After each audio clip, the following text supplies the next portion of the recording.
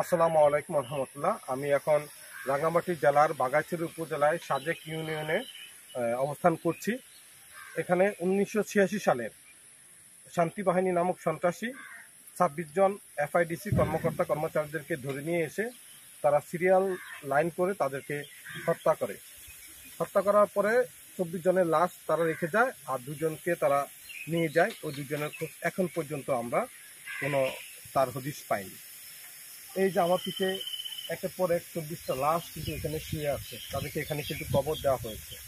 আমরা চাই এই পরিবারগুলো হত্যা হওয়ার পরেও ওই পরিবারগুলোকে এখন পর্যন্ত যারা যে পরিবারগুলো ক্ষতিগ্রস্ত হয়েছে তাদের পরিবারগুলো থেকে যে সরকারি আসে কোনো সরকারি কোনো খোঁজ খবর নেয়নি, এবং কি যে শান্তি বাহিনী সন্ত্রাসীদেরকে আইনের আওতায়ও আনা হয়নি। আমরা চাই এই সন্ত্রাসীগুলোকে যতই যদি 30 বছর পার হয়ে যাওয়ার পরও তাদেরকে সন্ত্রাসী কাউকে গ্রেপ্তার করা হয়নি।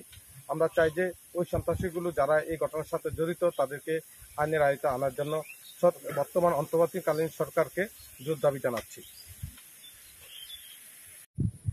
এই কবরস্থানের নামকরণ করা হয়েছে 24 কবর।